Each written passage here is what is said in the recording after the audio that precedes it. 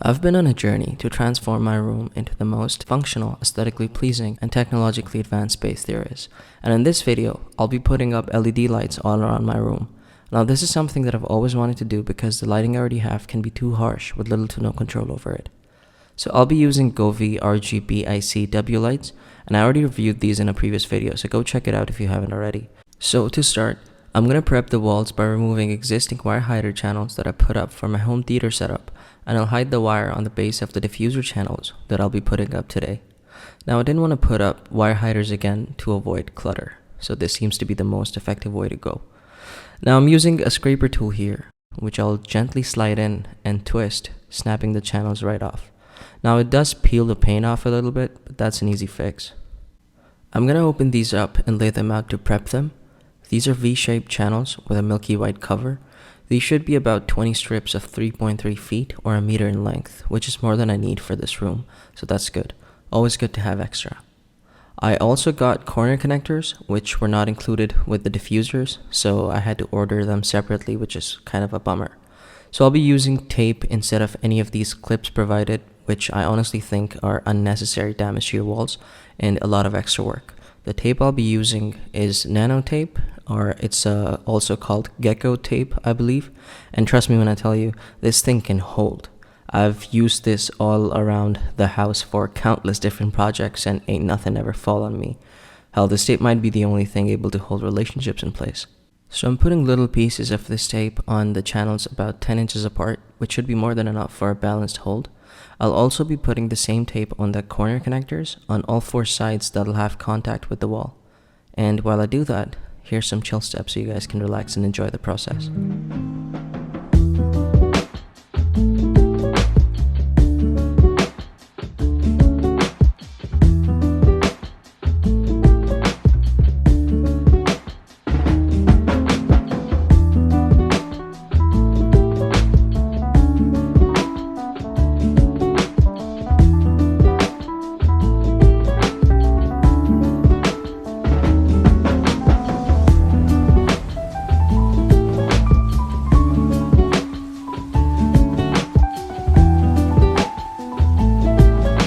Upon putting up the connectors, I made sure they were properly aligned with both the walls and applied even pressure on all the points where the tape was.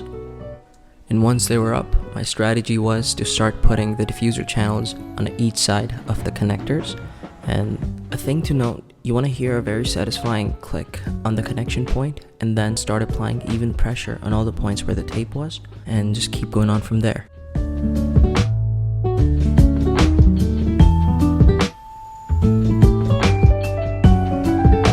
Shout out to my brother for helping me with this project and filming. I most certainly could not have done it without him.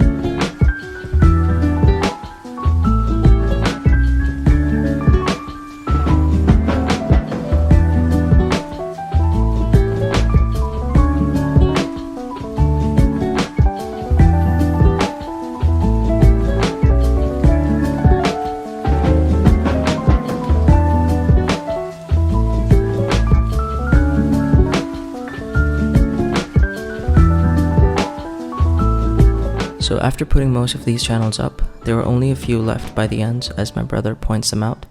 My strategy was to put the channels that would require a cut by the ends, but it doesn't make too much of a difference if you cut them with precision.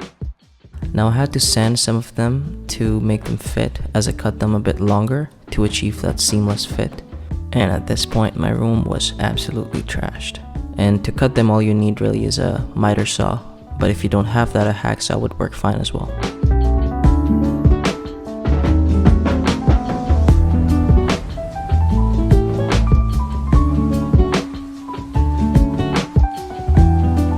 And now for the LEDs. It was a pain to pass the entire length of the strip through each and every corner, and then all that was left was just peeling the 3M strip and putting them on, applying even pressure. And I'm just gonna make sure that I'm stretching it enough, not too hard, but just enough. And stretching it gets rid of any air bubble and provides you the hold that you're looking for. And that's really all I did all the way through the entire length of both the LED strips. And the corners were actually so much of a pain that my brother and I, we took turns. Upon the corner, a thing to note was that due to the epoxy coating, there would be a lot of friction and we don't really want anything to rip up. So all we did was really make sure that we weren't pulling toward ourselves, but just gently passing it. And another thing to note was the orientation when you're passing it, because it's really hard to flip them if you get them on the wrong side. So you just want to make sure that you're passing it the right way.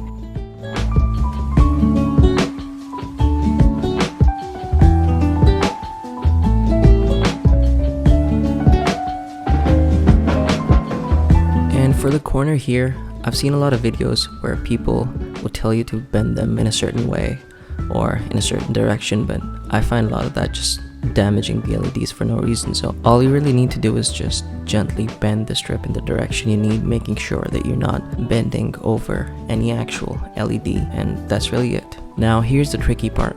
You can only cut the LED on the exposed copper part and nowhere else. And if you're left with extra strip like me, you want to make sure to leave the peel on and not stick it over, as that can cause problems. Now all that was left was putting on the covers, and it's really self-explanatory. All I did was just run my finger along the entire length of the strip and they really just snap in place. I did have to make a few cuts to fit them in place, and all you really need is a pair of scissors and they cut real easy. After that, all that was left was to secure the wire in the control terminal. I tried to keep this further out in the corner so it looks hidden and doesn't break the lighting effect. I'm just using standard wire hider channels that I'll make sure are evenly leveled, and I'm just gonna cut as many as I need and put them in place.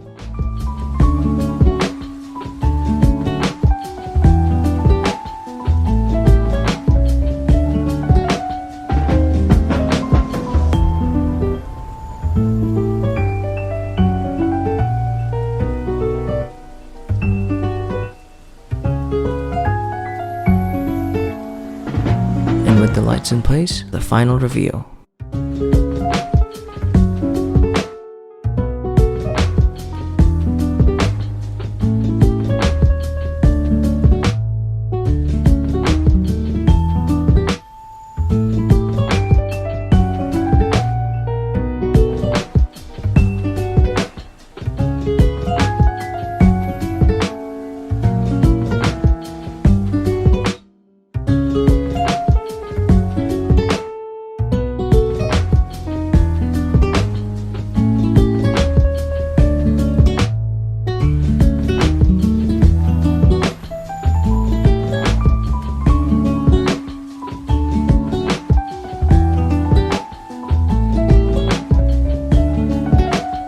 Thank you so much for watching, guys, and do consider subscribing if you think this was helpful.